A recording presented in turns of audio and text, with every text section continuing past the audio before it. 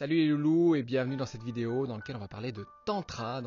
Déjà peut-être dans ta tête tu te racontes plein d'histoires par rapport au Tantra. J'accueille aujourd'hui Catherine qui pratique le tantrisme depuis plus de 15 ans.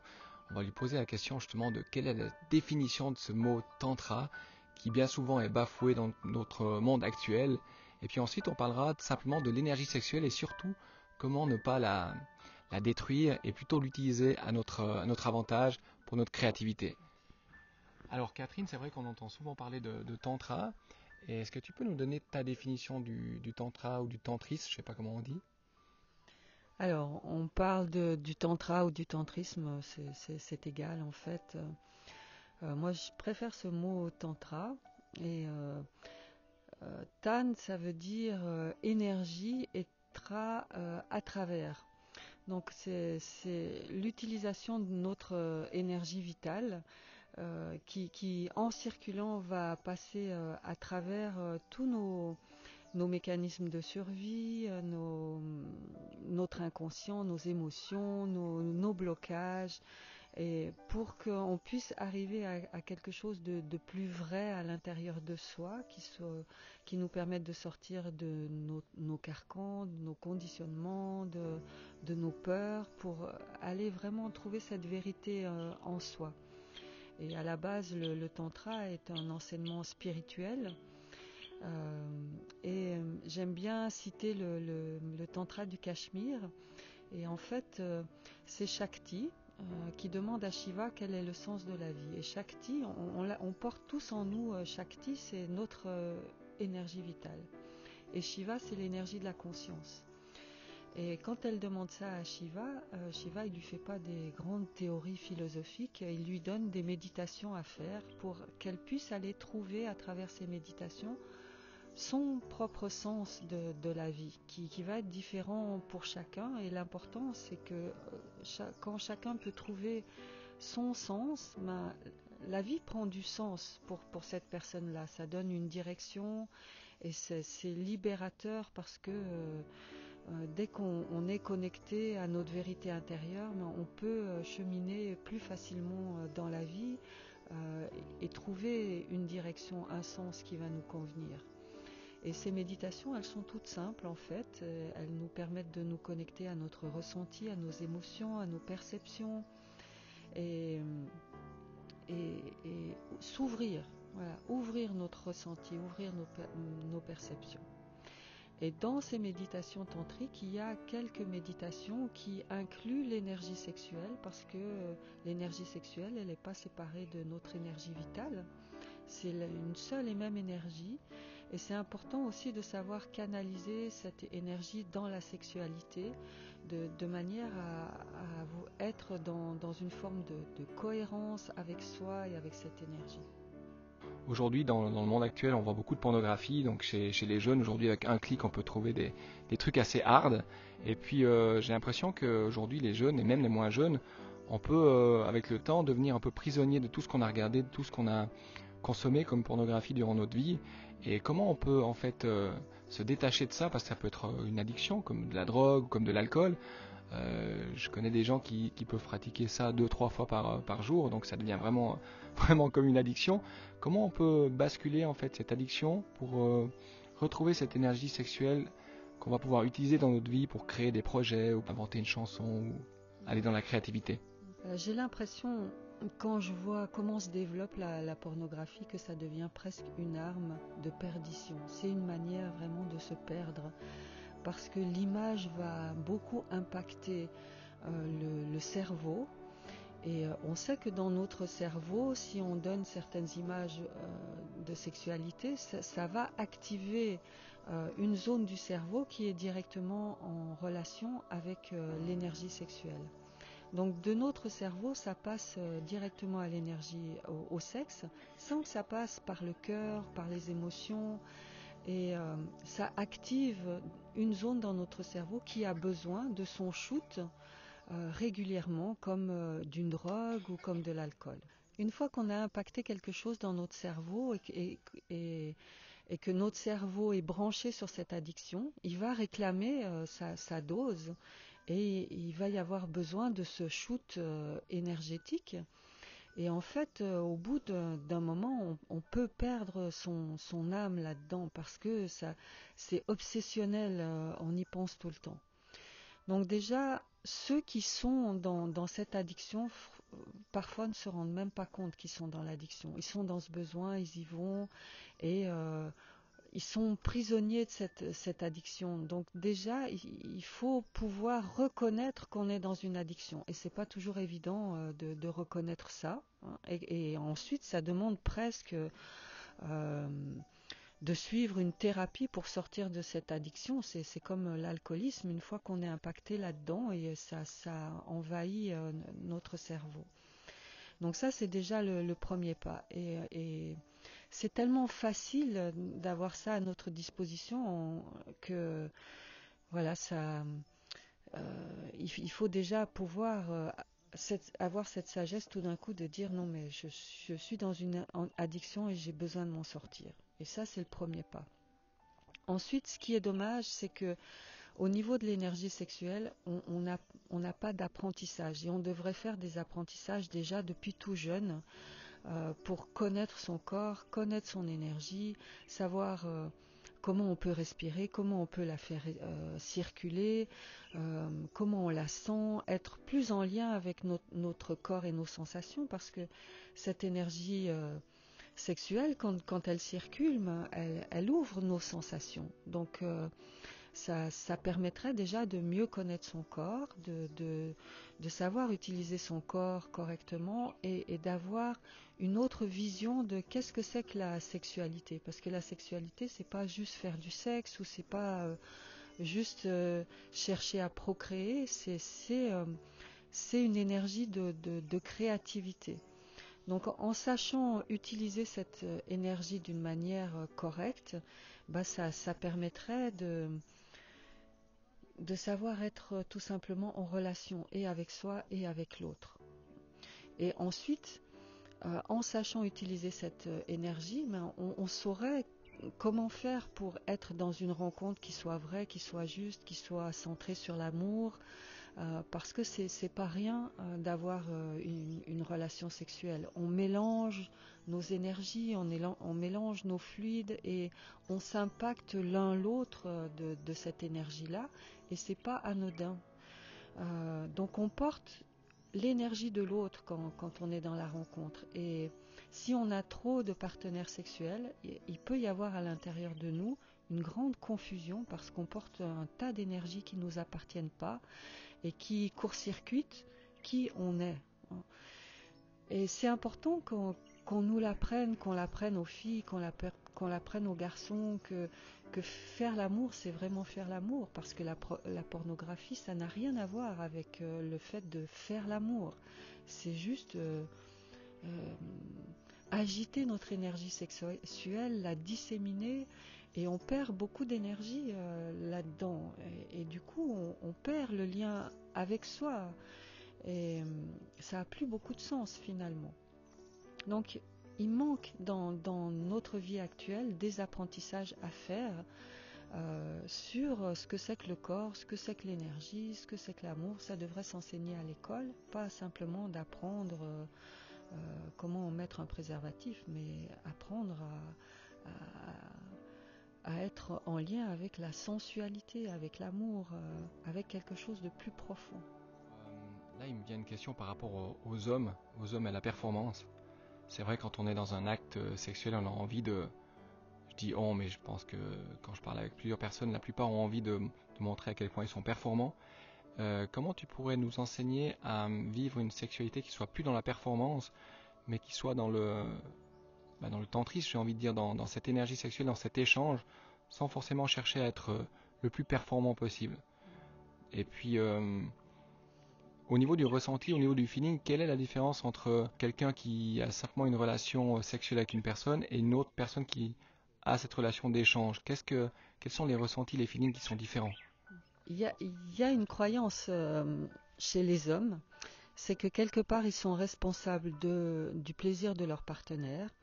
Et si leur partenaire a du plaisir, ça va les sécuriser et quelque part c'est grâce à eux. Et cette croyance, elle est très pesante pour les hommes, parce que quelque part, à force de s'occuper du plaisir de leur partenaire, ils sont plus en lien avec leur propre ressenti, avec leur propre connexion, et ça leur met beaucoup la pression, et du coup, ils peuvent se perdre là-dedans. Donc dans les stages que j'anime pour les couples ou pour les hommes, on va leur apprendre à sortir de la performance pour entrer dans la compétence. C'est pas la même chose. Et la compétence, c'est d'apprendre à rester centré chez soi, c'est d'apprendre à être dans son ressenti, dans sa respiration, dans sa bascule du bassin, parce que si on harmonise la bascule du bassin avec la respiration, il va utiliser son corps et son énergie différemment. Et il va changer de carburant, c'est-à-dire qu'au lieu d'utiliser tout le temps l'excitation, cette excitation, il va la canaliser et elle va se transformer en quelque chose de plus posé, d'intense aussi, mais c'est pas quelque chose d'explosif. Et on dit on change de carburant, c'est-à-dire qu'on passe du kérosène au diesel, par exemple. Voilà. C'est qu'on va apprendre à utiliser une énergie plus dense, mais qui va pouvoir nous permettre de cheminer plus longtemps. Et quand je pose la question aux hommes de qu'est-ce qu'ils aimeraient trouver dans ces stages ou qu'est-ce qu'ils aimeraient trouver avec leur partenaire qui leur permettrait de sortir de la performance, tous me disent mais je voudrais être en lien, je voudrais plus de profondeur, je voudrais plus d'amour, je voudrais sortir de ma tête surtout. Et pour sortir de sa tête, il faut simplement revenir au corps. Donc on va leur faire des apprentissages pour se réapproprier leur corps, se réapproprier leurs sensations et en même temps être à l'écoute de ce qui va se passer avec leur partenaire. Et dans cette écoute mutuelle de ce qui se passe, la rencontre elle a lieu ici, dans cette écoute, dans ce partage. Mais ça part toujours du corps, des sensations, du cœur, de prendre son temps aussi, de ralentir et surtout de sortir de l'objectif d'aller vers la décharge orgastique. On va apprendre à cheminer pour pouvoir vraiment jouir tout au long du chemin sans finalité. Et la finalité, elle sera ce qu'elle sera. Mais il y aura eu des rencontres à plein de moments le long de ce chemin et c'est ça qui est intéressant. Donc pour entrer dans la compétence, c'est revenir à son corps, revenir à ses sensations et oublier l'objectif. Être là à chaque instant. Alors la deuxième question, c'est, je peux peut-être la reformuler, c'est, vu que je ne suis pas dans le corps d'une femme, j'aimerais bien savoir qu'est-ce que ressent une femme quand elle rencontre un compagnon qui maîtrise cette compétence justement du tantrisme par rapport à quelqu'un qui serait plutôt dans la performance. Quel est le ressenti féminin quand un homme s'occupe vraiment, quand un homme est vraiment en lien avec elle? Qu'est-ce qui se passe dans son corps, dans ses émotions, dans son ressenti? Alors c'est une bonne question parce que c'est aussi le sujet des stages sur les hommes, avec les hommes, sur l'énergie sexuelle et le tantra. Et moi j'amène cette question, ces réponses à cette question-là, parce que c'est important aussi. Et ce qui est important, c'est que les deux fassent le chemin pour apprendre à utiliser cette énergie. Parce que s'il n'y en a qu'un qui l'utilise, l'autre va pas trop comprendre où il veut aller ou où elle veut aller. Donc c'est ça qui est intéressant dans le travail de couple, c'est que les deux ont fait ce travail sur l'énergie pour apprendre à être centré, pour apprendre à être dans son ressenti. Et puis je dirais que les femmes, elles sont beaucoup plus naturellement reliées à leurs sensations, à leurs émotions, au cœur, et elles ont besoin de sentir cette énergie du cœur plus que l'énergie sexuelle. C'est de sentir que quand l'homme ouvre son cœur, ça va ouvrir son sexe. Et à ce moment-là, elle va pouvoir l'accueillir au niveau sexuel. Et quand l'homme sent que le sexe de la femme s'ouvre, il va ouvrir son cœur. Donc c'est en ça que déjà dans l'alchimie, on est complémentaires. C'est que la femme, elle apprend à l'homme à entrer dans le cœur, l'homme apprend à la femme à entrer dans son sexe, et ensemble on fait circuler cette énergie. La femme, elle, ce qu'elle a besoin, c'est pas d'un bon technicien qui s'occupe d'elle. Parce que plus l'homme va s'occuper d'elle et de son plaisir, plus elle va se sentir envahie de ses bonnes intentions. Et c'est ça qui court-circuite sa capacité à elle à entrer dans son rythme, à écouter ses sensations, à écouter son cœur pour pouvoir s'ouvrir. Elle va sentir une sorte de stress parce qu'elle va devoir s'aligner avec l'énergie de son partenaire alors qu'elle n'est pas prête. Donc quand l'homme prend le temps de respirer, d'être dans ses sensations et s'occupe de lui en étant à l'écoute, elle, ça lui laisse de l'espace pour aussi aller chercher ses sensations, s'ouvrir, s'occuper de son énergie à elle.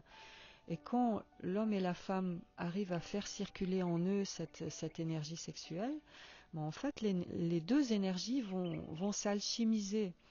Et je dis dans le tantra, chacun est responsable à 100% de son désir et de son plaisir. C'est-à-dire que quand moi je sais comment activer mon énergie, quand mon partenaire sait comment activer son énergie, ces deux énergies qui circulent dans chacun de nous vont se trouver après et circuler ensemble. Et c'est ça en fait qu'on va faire, c'est faire circuler ensemble cette énergie, parce qu'elle est déjà là présente. Mais si on a un des deux qui n'est pas connecté à son énergie, il va se trouver un peu désemparé parce qu'il n'arrivera pas à rejoindre l'autre. Donc c'est pour ça que c'est intéressant de faire ce travail en couple et ensemble. Et moi j'aime bien travailler avec les couples parce qu'il y a déjà cette sécurité, cette confiance, cette possibilité de vraiment s'abandonner. Et puis ça amène beaucoup de profondeur dans la relation. On se rencontre pas seulement dans la sexualité, mais on se rencontre au niveau émotionnel, on se rencontre au niveau du cœur, on se rencontre au niveau de l'âme. Et c'est cette profondeur qui est touchante. Et c'est ça qu'on va chercher surtout. C'est pas la décharge orgastique, c'est d'entrer dans quelque chose d'orgasmique. Et l'orgasme, c'est quand tout le corps commence à vibrer, quand on peut arriver à augmenter la vibration de notre corps et que ça pétille dans toutes les cellules. C'est ça la sensation orgasmique ou l'extase. Et quand ça se mélange l'un avec l'autre, eh ben ça nous amène dans des états de conscience modifiés où on peut vraiment sentir l'être de la personne. Donc c'est ça que la femme elle attend quelque part dans la relation et c'est ça qui la nourrit. Mais au fond, quand l'homme y goûte, c'est aussi ça dont il a besoin. Et lui, quelque part, s'il est pris dans la décharge orgastique et dans l'éjaculation, c'est aussi ça qu'il cherche dans ce petit moment d'éjaculation où il va perdre un peu le sens de s'abandonner. Mais c'est très court et dans ce moment-là, il a plutôt tendance à perdre son énergie. Mais au fond, quand il a appris à faire circuler l'énergie, il va se rendre compte que c'est ça qu'il cherche. Et si il est que dans l'éjaculation, il y a quelque chose en lui qui n'est pas nourri parce qu'on peut y aller très vite dans l'éjaculation en fait. Donc le fait de savoir prendre son temps et de se rencontrer et d'avoir des moments dans la pénétration où on est l'un dans l'autre, où l'énergie s'active à certains moments, où l'énergie est plus douce à certains moments, quand on peut jouer avec ces vagues, il y a quelque chose en lui qui va être nourri profondément et ensuite c'est ça qu'il va aller chercher. Mais ça demande de la pratique, ça demande de se déconditionner de ce shoot de l'éjaculation pour aller vers autre chose. Et il y a un moment où il y a un choix à faire. Voilà, parce que quand on joue avec l'énergie, elle peut facilement nous emmener vers l'éjaculation. Et si l'homme entre dans son tunnel éjaculatoire, c'est ce désir-là qui va le prendre. Donc c'est ça qu'il doit apprendre à maîtriser pour pouvoir faire le choix de se dire « Ok, je vais là, en toute conscience, où je choisis de respirer, de prendre mon temps, de laisser passer la vague et puis de revenir à quelque chose de plus doux, de plus lent. Et on est dans l'intensité à ce moment-là. Et quelque part, c'est ce que la femme a besoin parce que son sexe, son vagin, c'est de ça dont il a besoin. c'est d'amour, c'est d'intensité, mais une intensité qui n'est pas juste dans le va-et-vient tout le temps. C'est de temps en temps du va-et-vient, de temps en temps des pauses, pour que son vagin puisse lui aussi sentir monter les vibrations, respirer avec ces vibrations. Ces vibrations, elles vont monter jusqu'au cœur, elles vont se répandre dans le corps. Et elles vont monter même au niveau du cerveau, ça va changer la chimie du cerveau. Et quand l'un et l'autre, on peut entrer là-dedans, on se coordonne. Voilà. Et on sent qu'il n'y a plus ni un homme ni une femme, il y a juste deux êtres qui sont dans un espace d'amour. Et c'est vrai que la femme est branchée là-dessus. Et c'est en ça qu'elle va initier l'homme, mais une fois que l'homme y a goûté, lui aussi il va pouvoir initier ça.